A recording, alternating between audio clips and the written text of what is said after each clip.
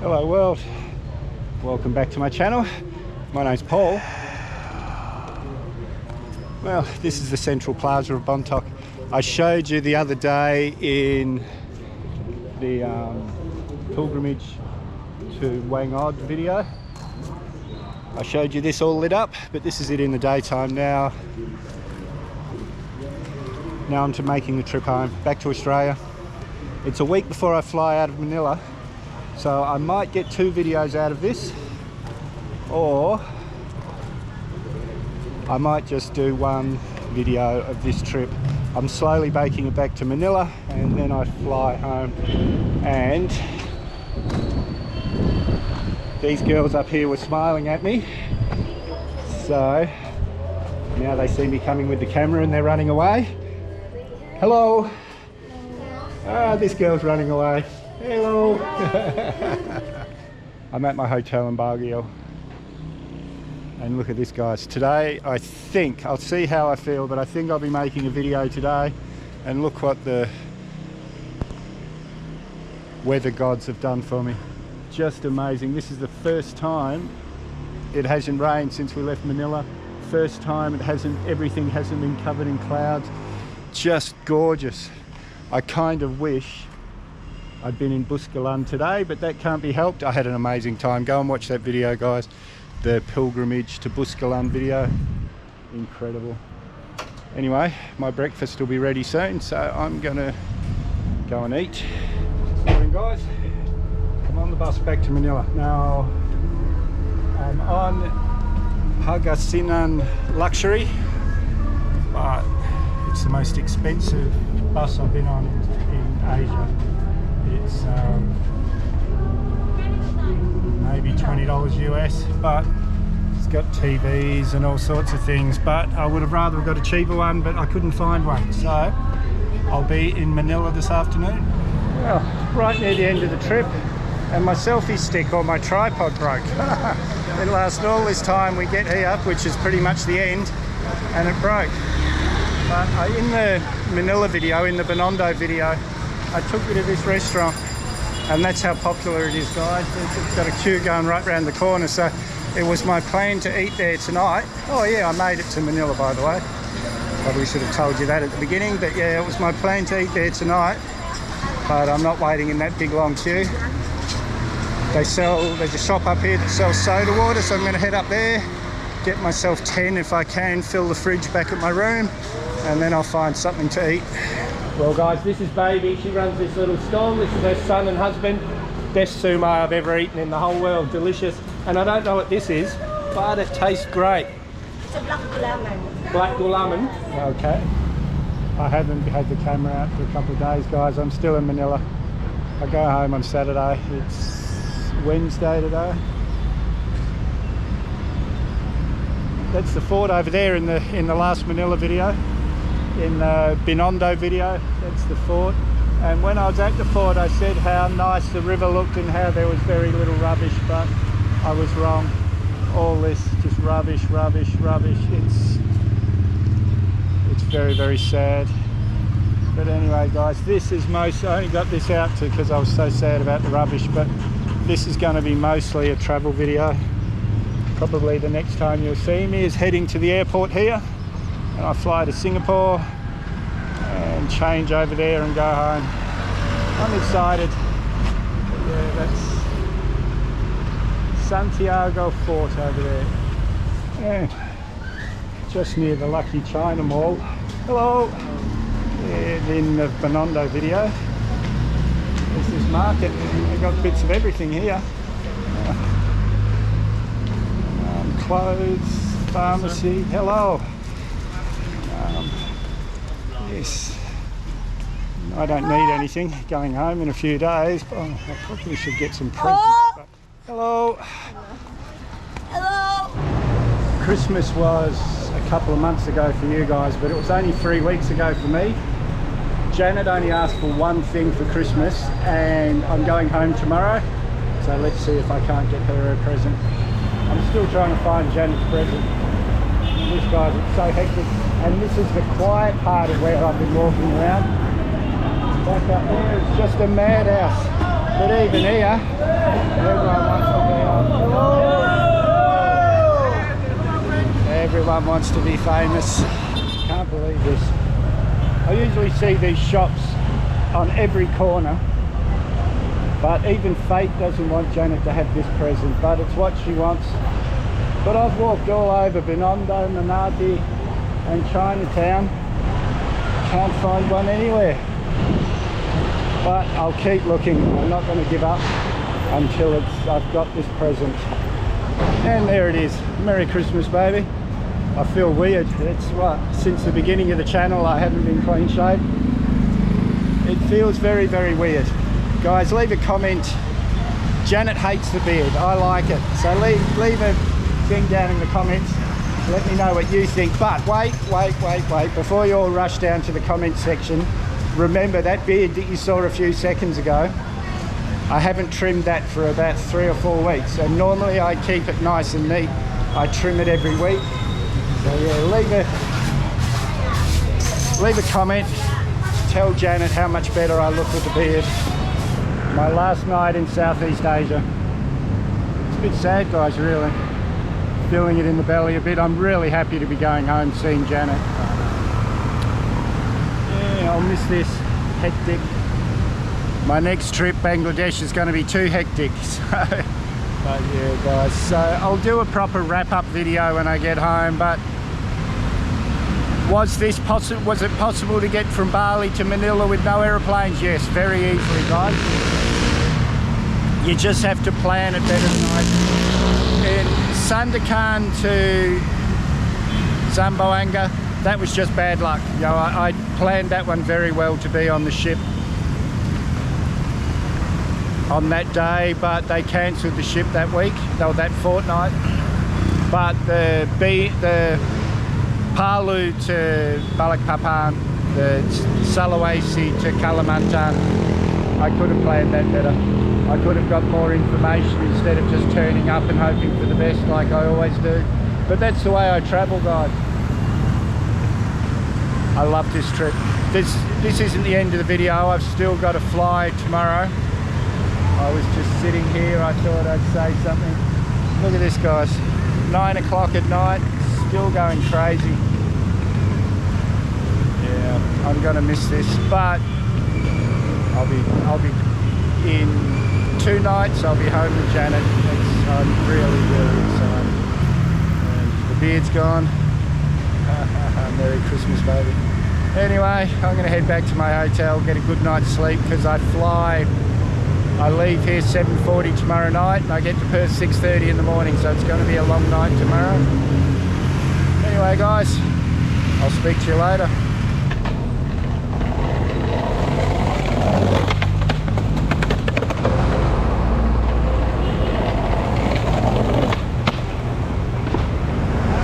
My hotel, Red Planet in Binondo. And my least favourite part of travelling. Queuing at airports, queuing to check in, queuing at immigration, queuing. Back in Singapore. It's about midnight. Another flight in an hour and a half. Ooh, then home. Another long travel day, guys. Sadly, I don't get to see any of Singapore today. Still my favourite city in the world, but be home soon. And I'm charging my phone. Scoot's got no USB chargers, so luckily I slept the whole way because I would have run out of Netflix. Well, we made it. I'm home. Just waiting on bags. Slowest baggage handlers in the world at Perth, really. Anywhere else in the world, all the bags will be out and we're still waiting. The thing's not even going round yet. Just useless, but that's life. Oh, Janet's outside waiting and I'm tired. I feel like I've just flown in from night shift. Well, here I am at home. I'm going to do a bit of a wrap-up video. Sort of rate everywhere we went. Thought I'd show you a bit of my house though, or my garden. This is what I'm quite proud of. This was a new build when we moved in. We didn't build it, but it was a brand new house. So these little hedges were here, but they were only tiny little plants. Everything else we've done. There's my bees here. Get honey, we get kilos and kilos and kilos of honey every year. And right here, got a little frog pond in here. And, back in the 70s and 80s, this suburb, Morley, had a whole lot of open drains, and they were just sand drains, and there's still a lot of them all through Morley. But we had one behind our house here, and the council about 20 years ago filled it in just with builder's sand and stuff, and it would get every winter, it was weeds up to here, and there was a tree there that buckled our fence. And the council came. I told the council, they came, they were really good about it. They got rid of the fence, got rid of the tree, and then they rang me up one day to say, oh, we're coming next week to replace your fence. So I said, well, look, what if I pay you a little bit extra? Can you put a gate in, and that way I can look after there? And they said, we'll put the gate in for free, and you can use that land for whatever you want. As long as we can drive past, you can use it for whatever you want. So I took them at their word. I'm really quite proud of this, guys. Here's my little yard, and oh, there's weeds everywhere, guys. You can see here they've just had the tractor in a few weeks ago, and they cut all the weeds, but you know, they were up to here both ways, up and down the alley. But with this carpet, and we just had a bit of a windy night last night, I need to reset the carpet. But with the carpet, here I put cardboard boxes all underneath, and then I got a tree lopping company. They dropped a truckload of mulch, like a chopped up tree, out the front of this house, and there was no one living at this house at the time. So I wheelbarrowed like 18 cubes of this. And now we've got, that's 2 different apple trees there, so they'll self-pollinate. That's a blood orange, that's a lemon, that's an avocado. They'll get watered in the mornings, looking a bit sorry for himself now. There's a mango. This one's a peach and nectarine cross, mulberry tree, and a guava there. Oh, passion fruit. And these chickens, they're so friendly. They're following me around looking for food, because normally I'd come out here with something. And it's been so hot, guys, the strawberries aren't looking the best. But and I went to a shop that makes all these statues. There's a factory, you know, just around the corner from here. And I said, I want your broken stuff. What will you give me for $100? And he showed me this thing. He said, you can have that for $100. I said, nah, man, I want this. So I just grabbed pretty much everything that was in their broken bin. And you can see here, like, her head was broken off, but I've just glued it back on. And every time the irrigation waters which is like 5 times a week, the irrigation waters the strawberries, she fills up the chickens' water. So I'm really quite proud of this yard.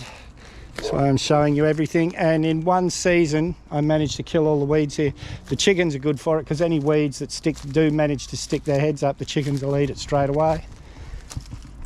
But I'm waffling again, but I am really proud of this. Got the smoker here and the chickens. Hey girls, hello.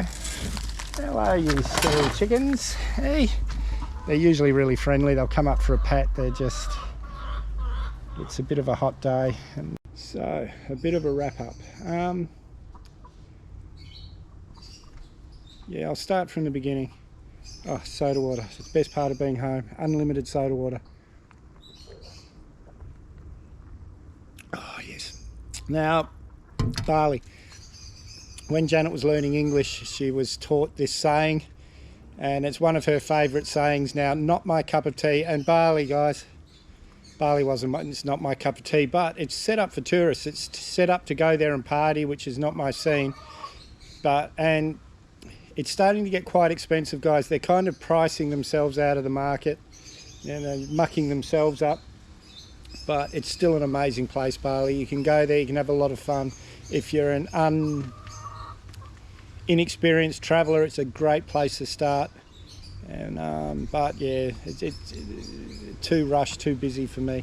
Now, Lombok was a good transition from Barley to the rest of the trip, because it let me come down a bit before I got to Sulawesi and Sumbawa and places like that. I really enjoyed Lombok. Once I got up into the north there and into those mountainous regions, really beautiful part of the world. Sumbawa was really dry. Amazing, friendly people, but it was more like Australia. It was, you know, what you're seeing here than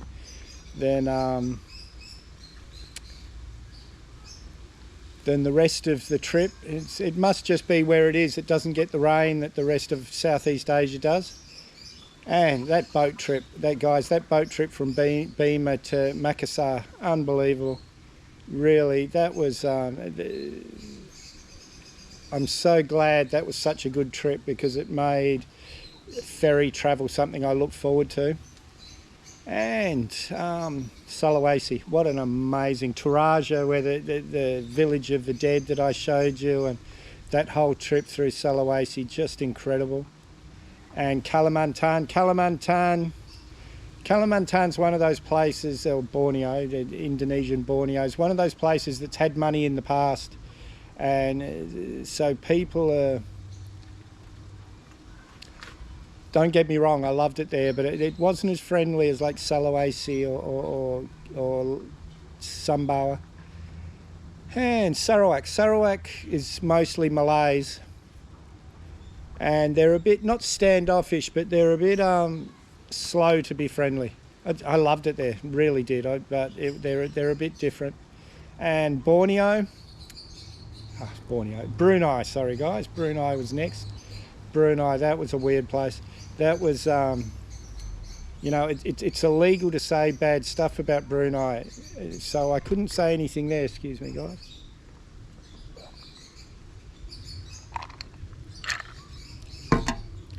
But the Sultan, he lives like a king. He makes over $1 million a day from the oil. He's got 7,000 luxury cars, but he doesn't like drive, he doesn't like his country, so he just gets helicopters everywhere, from where he has to go to, like a helicopter from his palace to the airport, or when he had the second wife, he'd go to her palace, and he never drives. He's got 7,000 cars. He makes all this money. He gets like 80%, and if you go and watch the Brunei video, I tell you the actual numbers, but he gets like 80% of all the royalties from all the proceeds from the oil, and his country's falling to bits, guys.